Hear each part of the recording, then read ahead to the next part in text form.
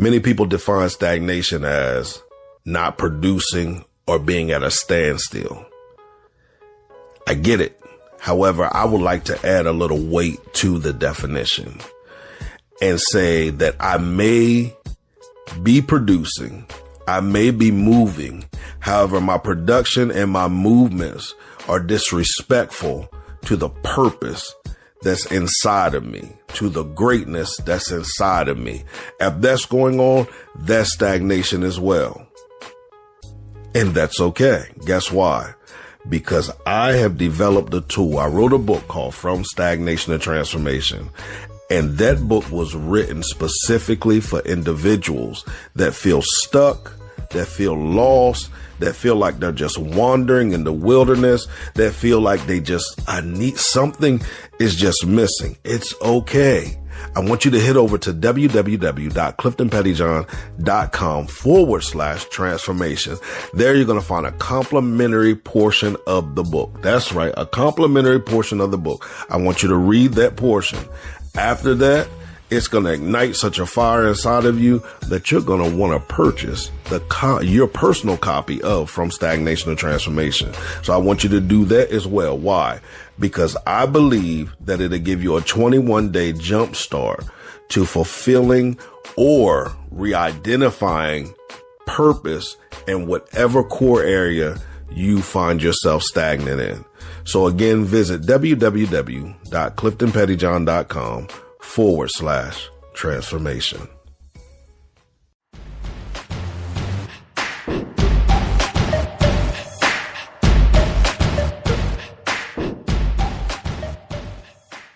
What's up, everybody? You are listening to the What Now podcast, where we discuss ways of effectively addressing life's most difficult moments.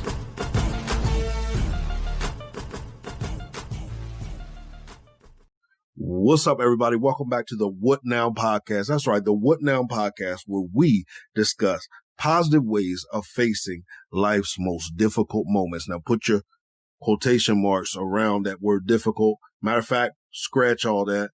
Scratch that word out, erase it, white it out, do whatever you have to do, and let's substitute that word with defining, or let's replace that word with defining. So we have conversations about effective ways of facing life's most defining moments. And we understand that we call or classify these moments as defining moments now. Why? Because we have the right, the authority, and the responsibility to define those moments in our lives and not allow those moments to define us. All right. So listen, you're listening today, you're listening tonight.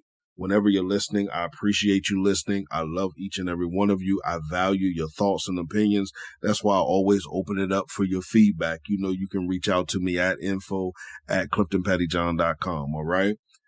But for the last few months, the only voice that you have heard on this podcast is mine. Why?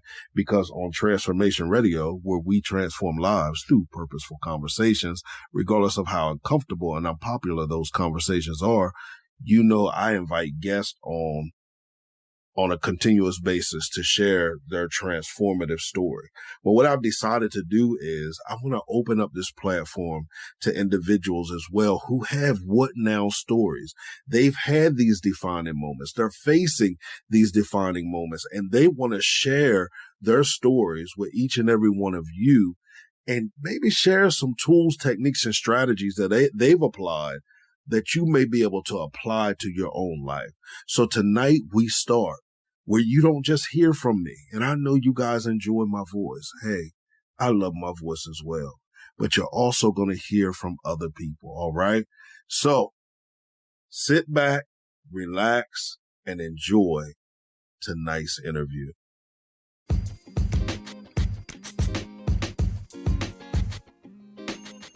John is a husband, father, student, and the author of I Know Your Love Language, a love letter on depression.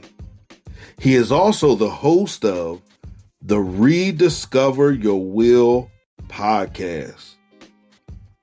As an author, John uses the pen name RTWTL, which stands for Rediscover the Will to Live. In his own words, he is simply doing his part to make the world a little brighter. Help me welcome to the show, John.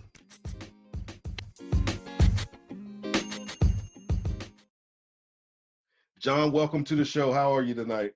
I'm good, Clifton. How are you doing, man? I'm glad to be here. Listen, I'm great, man. I'm great, and I'm excited to be sitting down to talk with you about yourself and everything that you have going on. Dope. Sounds good. Yeah, I'm happy to be here, man. This is like I told you, this is my first guess you could say unofficial podcast. I'm sitting on the other side of the chair, the table, so I'm excited, man. I'm ready to talk. And yeah, let's get this going, man. Let's get going. Listen, I always like to start with an icebreaker, okay? So we're Gotcha. going to start with an icebreaker. I'm actually switching it up, though. I'm not going to use the usual icebreaker that I use. So here's the question. If you were stranded on an island and you could only have 3 items with you, what would those 3 items be and why? Ooh, I love that. I love that question. So if I had 3 items with me, I like how you worded that too, because you didn't just say 3 things. Because the first Right. one obviously would have been my family. I like how you said that. Absolutely. So if I had 3 items, I would say, oh man, we ain't got no Wi-Fi, so that's screwed. I would probably say my resistance bands, because I can do Okay. pretty much any workout with that. I would say, oh man, dang, that's a good question. Resistance band. I would say probably a machete, so I could hunt and chop coconut and all that good stuff. Right. And probably a satellite phone because I don't want to stay there. Absolutely. I feel you. I feel, especially being limited to 3 items, I'd be trying to get out of there as well. For sure. So now, listen, let's talk about, as I said, we're going to talk about the podcast. We're going to talk about the books. We're going to talk about everything that you are doing to create a greater world. But before we do all that, I want the audience to get to know who you are. So can you give us a little bit of exactly who you are from, childhood on up, how you got to where you are right now? Yeah, absolutely. So my name is John, and I'm going to touch on this in just a second, but I also go by my pen name, which is RTWTL, which stands for Rediscover the Will to Live. And I'll tell you guys how I came up with that pen name, but I am a author. I have one book out right now. I'm working on my second book, which I am super excited about. And I'm also a blogger. I don't blog as much as I used to, but still out there. I'm a blogger and I am a podcaster. Excuse me. Podcaster. I'm a father, a husband, all that good stuff. And so I'm gonna get to before I get into my story, from the early bringing up.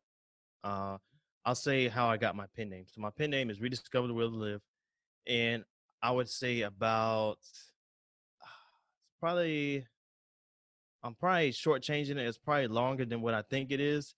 So probably about I don't know 7 years ago, I came up with my pen name. It's actually really funny how I came up with it, but also kind of a long story. I don't know. I mean, this is a podcast, so obviously we got time.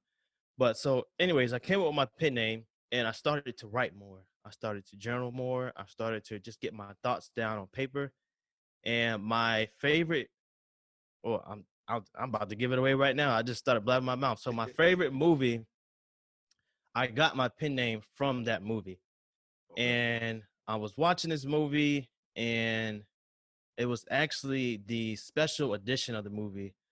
Back when everybody used to watch DVDs, they had the bonus disc, and they Yeah. actually said this on that bonus disc when they were describing the character. They was like, "Oh, well, this character is a perfect portrayal of somebody who has rediscovered the will to live." And then, right there, it just clicked in my head, like that's me. And this movie defines me. As crazy as it sounds, Clifton, that movie is Batman: The Dark Knight Rises. Oh, for real? That is my favorite. I'm a huge Batman fan, Okay. and that movie resonates with me so much. Not just the surface stuff where he's got to fight a bad guy, of course, he's got to save Gotham, but just the struggle, just the starting at his peak when he was Batman, when he was that vigilante saving the world, the Cape Crusader. Then he was just broken, and he had to rebuild himself mentally first to get out of that well. And until he could do that mentally without the rope, I don't know if you ever seen that movie, but he couldn't do it until he let go of that rope. And then and only then he can get out of that well. That movie resonates with me so much. I love that movie. I've probably seen it 100 times.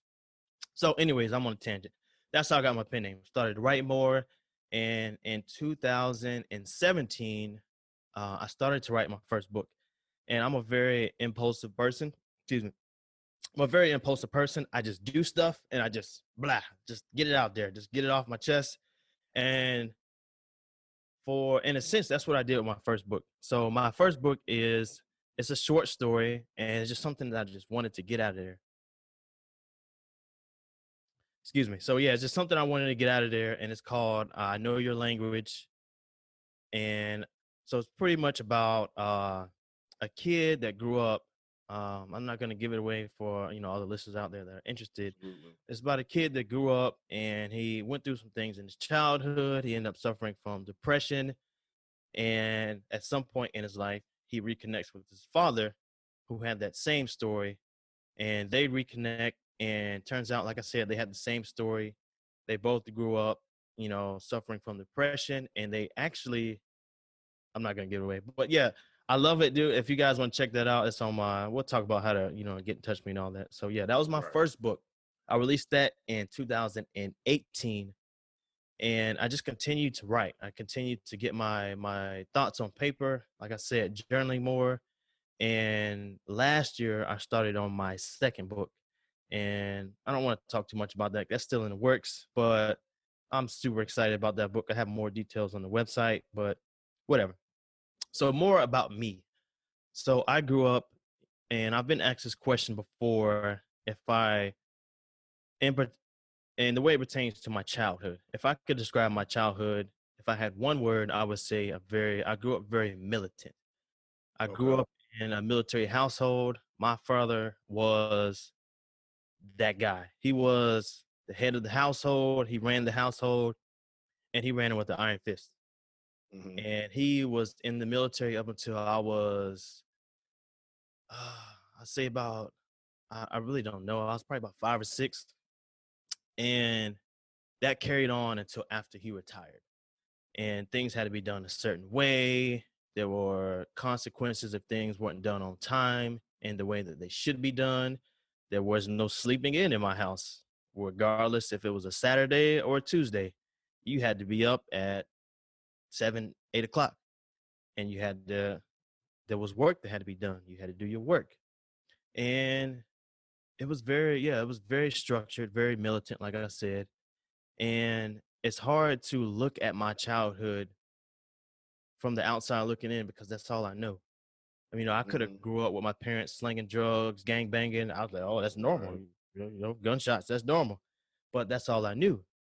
So, to me, like I said, it was a very normal childhood. I had friends. I was the youngest of 4 siblings.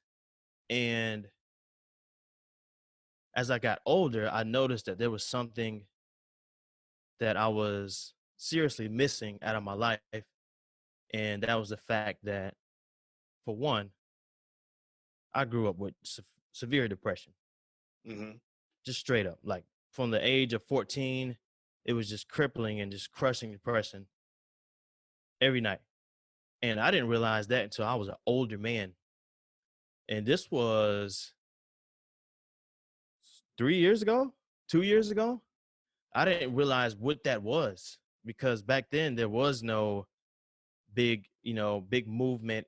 There was no big, openness about talking about depression, about talking about, getting your kids into therapy and to being expressive about your feelings.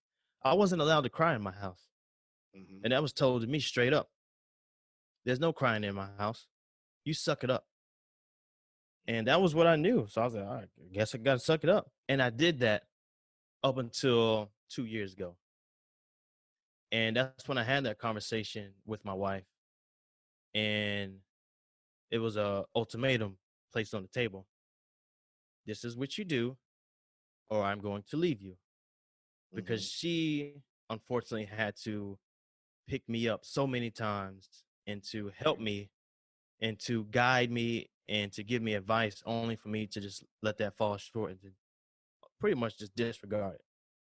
So that's when that ultimatum was placed on the table. And that's when I started to see somebody. And that's when I started to better myself. But I kind of foreshadowed that, like I said, about 5 or 7 years ago, when I knew that I had to make a change in my life. I needed to rediscover my will to live because I had no goals. If you would have asked me when I was graduating high school, everybody asks the graduating class, oh, what are your next plans? Or what's next? I don't know. I had no plans. I had no future plan for myself. I grew up thinking that I was less than. I grew up thinking that I wasn't smart. I grew up thinking that I just needed to get a job, wherever that may be, just so my parents could be happy.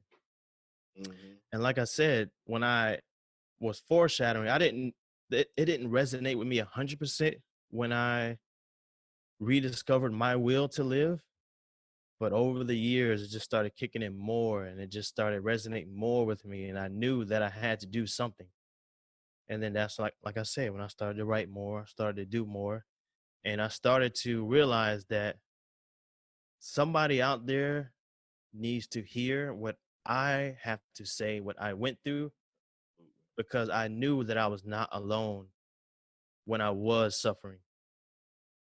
Because if I could look back now and if I would give my younger version of myself one piece of advice, is that somebody loves you and that somebody's rooting for you and somebody cares for you, because I didn't feel that. It was there, but it was just different. It was a different kind of love. You know what I mean? And if you would have asked me back then, I would tell you that nobody, it was me against the world. I was angry. I hated the world. I hated looking in the mirror. So that's what my purpose is in life. I want to be that voice for somebody that's in the stands cheering them on as they're at their, sporting event that we call life. Because I know that somebody out there needs to hear it. And that's just my little piece that I want to put into this world to make it better.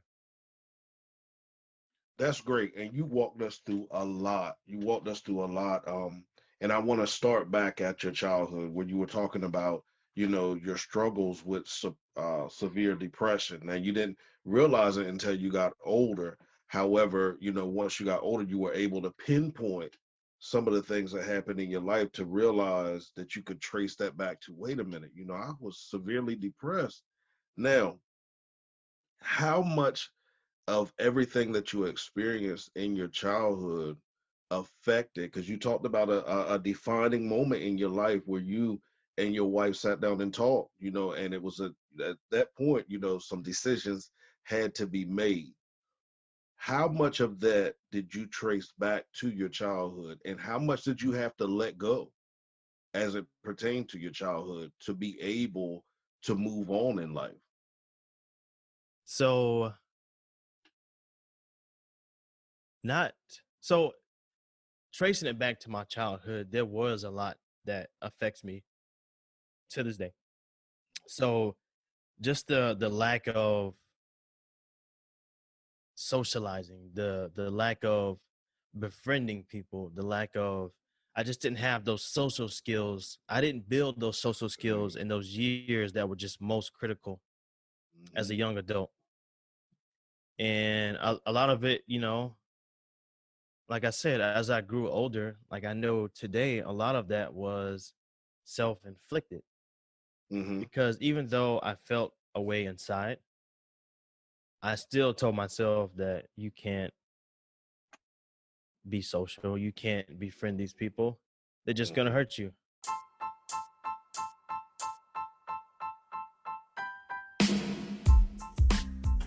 Today is a great day to start your own podcast. Whether you're looking for a new marketing channel, have a message you want to share with the world, or just think it would be fun to have your own talk show, podcasting is an easy, inexpensive, and fun way to expand your reach online. Buzzsprout is hands down the easiest and best way to launch, promote, and track your podcast. Your show can be online and listed in all the major platform directories like Apple Podcasts, Spotify, Google Podcasts, and more within minutes of finishing your recording. Podcasting isn't hard when you have the right partners, and the team at Buzzsprout is passionate about helping you succeed. Join over 100,000 podcasters already using Buzzsprout to get their message out to the world. You'll get a great looking podcast website, audio players that you can drop into other websites, detailed analytics to show how people are listening, tools to promote your episodes, and more. So start your show today by using the link provided in the show notes. This lets Buzzsprout know we sent you, and it gives you an opportunity to receive a $20 Amazon gift card, as well as it helps support our show. And I told myself a lot of negative things, throughout my childhood. And it affected me, as I grew older. I didn't know how to, not only when I did make friends, I didn't know how to keep those friends. I didn't know to, check up on those friends or call them out of the blue. You know what I mean? I would just let them fall out of my life. And that sucks when you get older. Absolutely. I'm not trying to sound too sad here, but it sucks when you get older because I don't have my high school friends. I live in a completely different town. I live, I can't just go pop up and, chill with them. But, it's just, you still got to build on that as you get older. You still have to find ways to subsidize and find other ways and to, and if you're willing to do so, rekindle some of those relationships. And that's something that I had to learn to do and I also had to forgive. Sorry, I got a little accent. I'm from the South. I had to forgive some of those people because I had a lot of resentment for people growing up. You know what I mean? That's just something I had to do. As I grew older, like I said, that's just a necessary step into, being more whole, being more complete. Forgiveness is, I tell people, it is paramount because it's a big weight lifted off of you, because now you no longer have to carry that resentment or the anger or the bitterness, or sometimes even the power of that experience. Sometimes when we forgive, we release the power of that experience. Now, let's talk about forgiveness. Now, you talked about forgiving others. Was it hard for you to forgive yourself as well for some of the decisions you made, for maybe not stepping out and trying things that you might look back and say, oh man, I might should have tried that? Was it easy for you to forgive yourself, or was that a struggle as well? Honestly, Clifton, I think that was probably harder. Yeah, it is. Because I am my biggest critic. It's easy to beat myself up, because I'm with me every day. Right. I know what my triggers are. Yeah. And it definitely was not easy. I had to,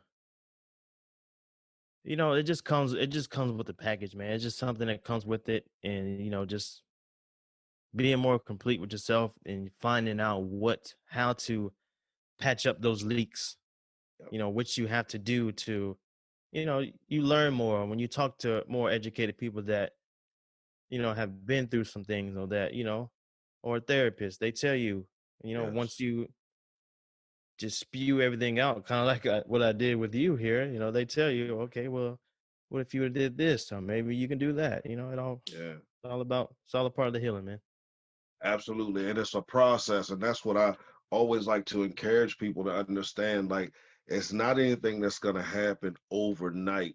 It's a process because this thing happened for years upon years upon years. So I want to ask you a question. What keeps you going through the process? What is it that motivates and inspires you and just keeps you going on a day-to-day basis?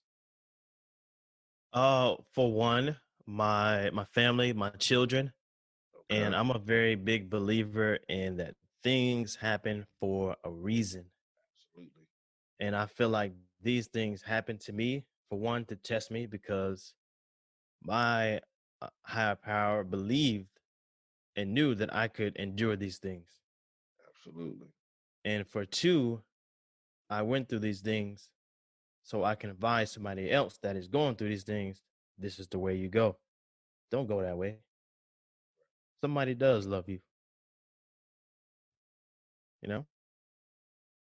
And you said something a while ago too, I want to revisit. You were talking about how you felt as if you were not loved, but you realized you were. It just came in a different way or a different language per se.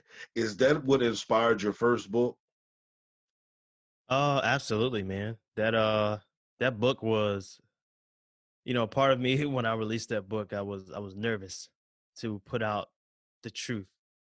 So I changed up a couple names, I Mhm. changed minor details, but essentially that is loosely based on my life.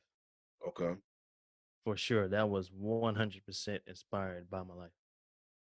So what inspired you to pick up the pen and put it to paper or pick up paper or pick up the computer and just start typing? What was it that helped you realize that there were books inside of you, that it was, you had stories that individuals needed to hear or read? For one, that is a form of therapy for me. Hmm. And I just like getting it on paper, getting it out there, getting it, just releasing it. And I learned that over the years I really took a liking towards, English writing and, just that whole structure. I realized that, hey, I'm pretty good at this. And I would have my wife would be taking college classes and I was like, well, you should do this, or let me write that for you. Or I just found out that I felt that I was pretty good at it, and I knew that, like I said earlier, like this is this is going to help somebody, Hmm. and that I have a story to tell, just like we all do. Absolutely. I have a story to tell, and yeah, that's pretty much it, man. That inspires me, that I'm inspiring somebody else, because I am a firm believer in paying it forward. I'm a firm believer in there's a quote that I always talk about. I'm gonna paraphrase, but the rent we pay is, serving others, Hmm. and that is one of my services that I like to, render out into the world. Okay. Now, you were talking about, when you graduated high school, you kind of didn't really have direction and know, "Well, I don't know what I'm going to do. I just know I need to get a job. I need to get a job to make everybody in my life happy." Now, I want to ask you a question. When you finished that first book and you published that first book, how did that make you feel? I felt great. I felt great that, a part of my story was out there, even though it was titled, a fiction book, or, whatever it was titled. Mhm. It was a big release for me, and also just, for all my artists out there, just putting a piece of my, my baby out there into the world, Yeah. Okay, cool. Now, let's talk about the podcast a little bit because um, I see now so many people becoming voices, like, and I love it because I feel as if when you become a voice, it's as if you found your voice. Like you now understand that there is value and weight to what's inside of me. And there are people that are out there that I don't even know, I never have met, may never meet, but need to hear what I have to say. So, how long ago did you launch your podcast? So the podcast launched in December of 2019. So it's been what, just over about 8 months, about 8 months now. Okay. Now, let's talk about the podcast a little bit. I didn't even say, give you a chance to give the title. I think you did a while ago, but can you tell everybody the title of your podcast, the purpose of your podcast, all of those things, and then we're going to talk about some of the episodes and all of that stuff. Sure. Yeah. So the podcast is titled the Rediscover the Will Podcast. And that is um, obviously taken from my pen name, Rediscover the Will to Live. And I wanted it to be all encompassing within the same, under the same umbrella. So if you would, you can correlate that with the brand name, which is also the pen name, and you would notice that within the podcast name. Now, also recently, I noticed that it doesn't really flow too well off the tongue as far as, the pen name, Rediscover the Will Live. So I'm kind of thinking about, just shortening that down. So I'm still playing around with that. But yeah, so that's the podcast. And it's just pretty much more of me living my purpose, putting that my 2 cents in the world and providing a service. So on the podcast, we talk about, being ultimately just being the best version of ourselves, and just some advice that I can give out, whether that's just myself or we have a guest on there who talks about something that they've been through, how they overcame it, kind of like, on the where we're at right now on the What Now podcast. We talk about, how somebody overcame this, and, the steps that they took to do it, or this is what I'm doing and I had to, overcome this, that, and the third. And maybe, hopefully somebody out there is listening could say, hey, that sounds interesting to me. Or, hey, I'm having trouble with this, that, and the third. And this person is giving me a clear blueprint. Awesome. And that's so needed right now, especially with everything that we have going on in the world, from the pandemic, social injustices, all of those things. People are looking for solutions, they're looking for answers, or they're looking for a conversation that is kind of different than the conversations that they've been accustomed to. People desire change, they desire to see that there is hope. Now, Absolutely. with your podcast, what inspired you to begin the podcast? Well, I always knew that I wanted to get my voice out there. It started with books, and, for, I don't know how, but I came across, the fact that, getting into podcasting is not as hard as some people think, but, mastering it, of course, it takes, you know, determination. It takes effort. That's not easy, but getting into it, I was like, oh, I can do that. Honestly, at my core, I'm a goofy nerd, and I'm pretty, I feel you. what I would like to say, I'm pretty tech savvy. And I was like, oh, I could do that. So, I got some equipment, and I just wanted to get, my voice out there. And so that, along with everything else in my life, I just did it on a whim. And if there are any fellow podcasters out there that are listening, there is the unwritten code of, this is how you start it, this is how you launch it, and this is how you carry on with your podcast. I didn't do any of that. I just recorded. I just Me either. I feel that, man. So I just recorded one night, and I just boom, just threw it out there. And I didn't have any uh extra episodes already in the stash. It was just that one episode, just boom, out there. And then, I figured it out along the way. Yeah. So this is where we are right now. And I like how you talked about that because I did the same thing. At first I was like, well, I'm going to research it. I'm going to find out what this person suggests and what that person suggests. And then I was like, nah, I'm just gonna be like Nike. I'm just gonna throw it out there. And one night I was just sitting around and I recorded it. And I think about a couple nights later, I uploaded it, and people were started listening to it and wanted more. And I was like, oh, okay. Well, now I'm starting. I started to get in the hang of it and getting more comfortable. I'm comfortable talking to crowds, but Hmm. sometimes sitting in a room with a microphone by myself for some reason wasn't Yeah, very comfortable. And the more that I did it, the more I became comfortable with it.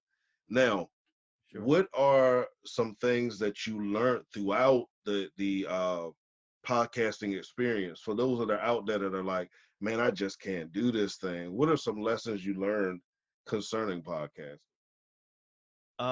It's easier said than done, but just be yourself. Be Mm-hmm. authentic. Yeah. You know, it's gonna take some practice. It's gonna take some talking in the mirror, talking to yourself on your way to work, but get used to your voice. You know what I mean? It's because you want to come off authentic because you don't want to be, 200 episodes down the line and you still faking it because that's hard. Right. I That's feel like you. cheating in a relationship. You got to keep that up. You know what I mean? You got to Mm-hmm. keep that lie going. So, and that's something that I'm still working on today. Just trying to be as authentic as I am.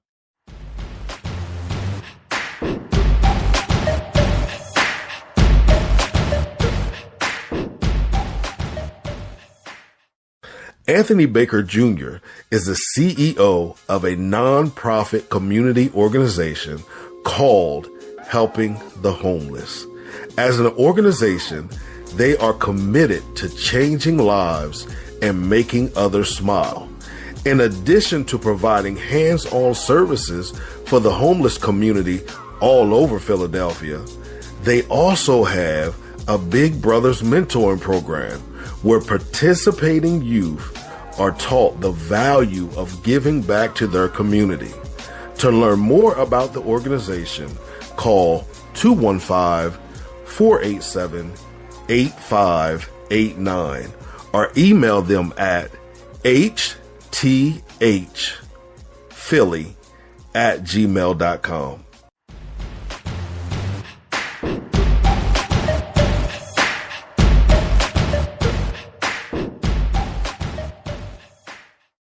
And because one thing, hold on, let me touch on something real quick. So this is Okay. for everybody listening out there for podcasting and anything in general that you want to start that you've been putting off.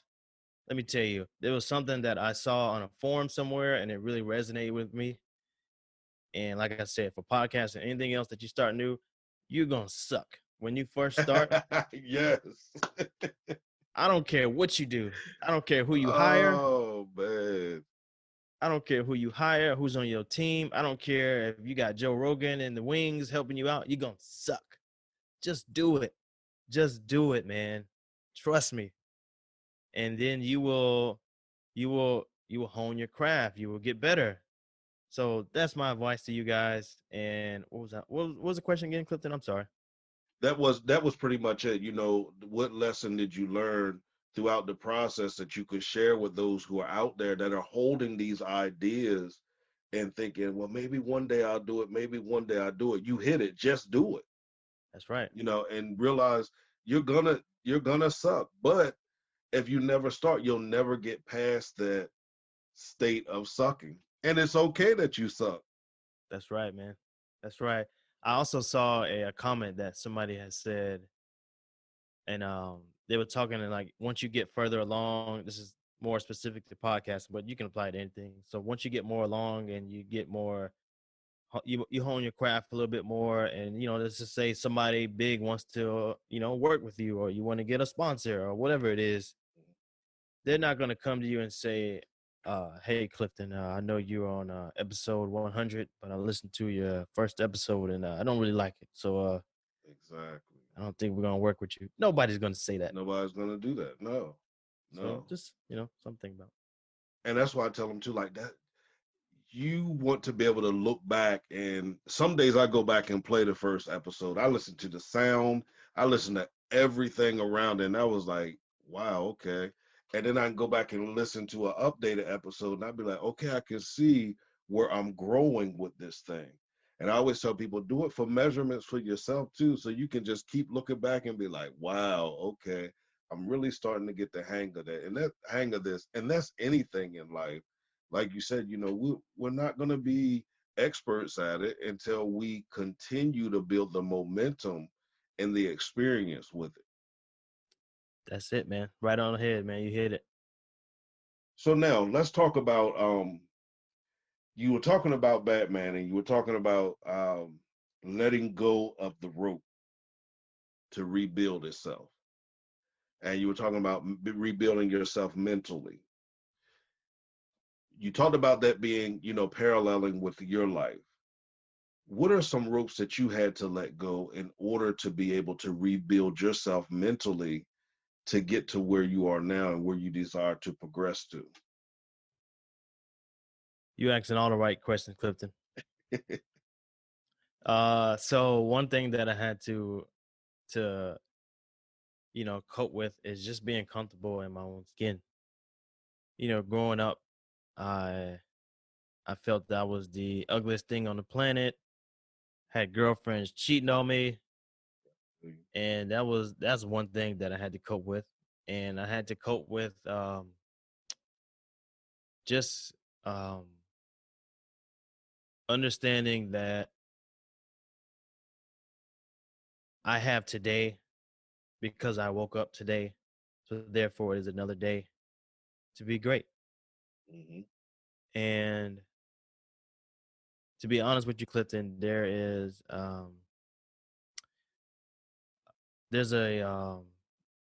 family member of mine that is a estranged family member who is all but disappeared, and that really hurt me growing up. Mm-hmm. I feel comfortable talking about that on the What Now podcast because that's what this is about. Right. And that was something I had to deal with. I had to tackle that head on, Mm-hmm. and something that I still am working on, to be honest, because as the baby of the family, as the youngest, I grew up not having to be the one to be the bigger person. I was always the one getting looked after. I was Right. always the one getting checked on. And growing up, I had to realize that I need to be the bigger person. And I had to learn how to do that. Mm-hmm. And, just in general, just, other stuff that comes along with becoming a better person, just learning how to treat people better, learn how to raise my kids better because, going back to my parents, they are older. My parents had me, my dad was 34 when he had me. Mm-hmm. And, they're very strict Southern people. And the way that they grew up was very harsh. Mm-hmm. They grew up with, people that, still had slaves in their generation. They grew Right. up through integration and they grew up through harsh, tough, a harsh and tough world. And, the world was hard on them. Life was not easy for them. Right. And, they didn't have all the tools that you need to raise a child in today's society. And I don't blame them for Absolutely. that. I don't blame them for that. And that's another thing that I had to work on is forgiving them for not knowing, how to raise a child in today's society because it's very different than it was back then. True. You know? True. Sure. Now, your own children, how did having your own children change your life and change your perspective of life? Like I said, I feel everything happens for a reason. So my oldest child, um, he was born. I was really young when I had my oldest child. I was 20 years old. Uh-huh. My wife, then girlfriend, was pregnant. She was 19 at the time. And he came in my life and we were best friends. Mm-hmm. And that's a point in time to where I needed a best friend. And I feel that my kids each played a very important part in my life. Mm-hmm. And, one day they'll understand that. So my oldest, he was my best friend. We did everything every day, all day. We were together. And he was the funniest person in the world to me. I remember my sister, my older sister at that, around that time, she told me I was obsessed with him. And that's what he did for me. He showed me how to be friend, to how to open up and to just enjoy life and just laugh, man. Sometimes I take stuff so serious, and he Yeah. taught me how to not do that. How to, just laugh, man. And my youngest, he taught me uh he taught me how to be genuine, how to love life. And I'm not being biased here, but I'm telling you, this kid is perfect. Yeah. Like, he is the sweetest person I know. And he's that, when I had my youngest at that time, I was really hoping for a girl because I thought that, when you have girls, they're the ones that take care of you when you're older. I wanted that more emotional part. Mm-hmm. And he's the male version of that. Like, he's the Gotcha. sweetest kid. Like, we'll be sitting at dinner and he's the one that he's like, oh, I want to say prayer. And he's like, oh, I thank you for my family. I this, that, and the third. He's like a little preacher, you know? Got you. But dude, my kids literally saved my life and I love them to death. Awesome. Awesome. Now, here's what I want you to do before we go. I want you to give everybody your social media handles, where they can purchase your books, where they can listen to your podcast, as much information as possible. Absolutely. So everything, if you guys want to get in touch with me, you can head to my website. It is rtwtl.com. I have everything there. I have the podcast, I have my books, and I have a little blurb on there that talks about my upcoming book. Also have some merch on the website and all my social media links on the website as well. And you can get in touch with me there. That's the easiest place to do it. Or you can just Google RTWTL. I'm on Instagram, Twitter, Facebook, LinkedIn. It's pretty easy to get in touch with me. And yeah, if you guys are willing to do so, I'm looking forward to talking to you guys. Awesome. Now, I have one more question for you. The name of the show is What Now? So, what now is going on with John? What now is going on with me is I am conquering life.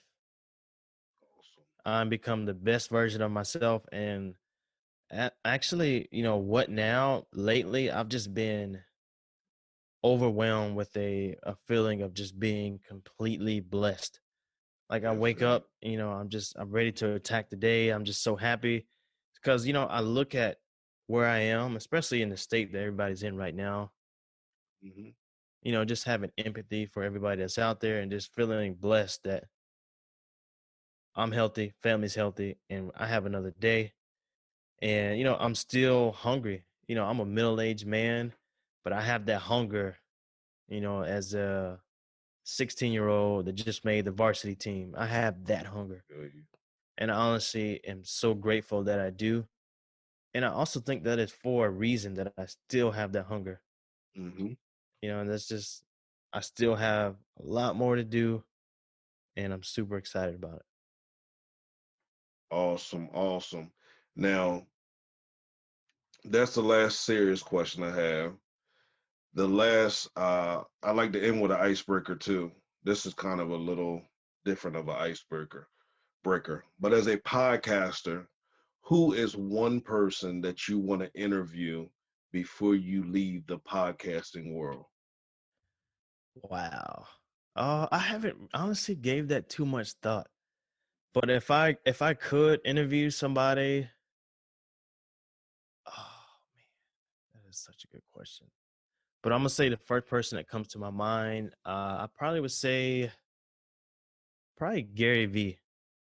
Oh yeah. That dude is insane. Yo, he's crazy in a good way. I Oh, for enjoy him. sure.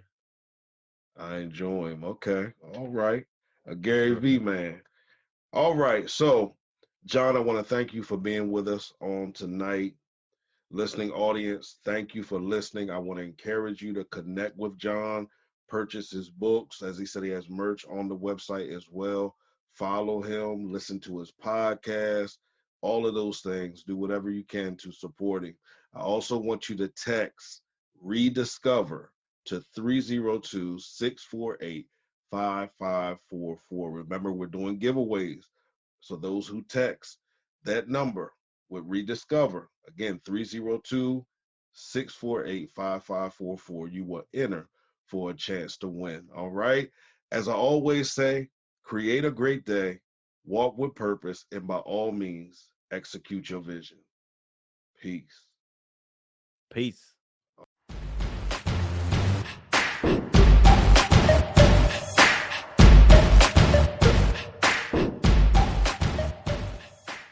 Are you thinking of selling or buying your dream home? Then contact Harrison Damerkin, the People's Agent. As a licensed realtor in both Delaware and Maryland, Harrison desires to help you sell or buy your home, and he promises you that your experience with him will be great. Call or text him today at 302-260-0659 or email him at harrisondamerkant@gmail.com.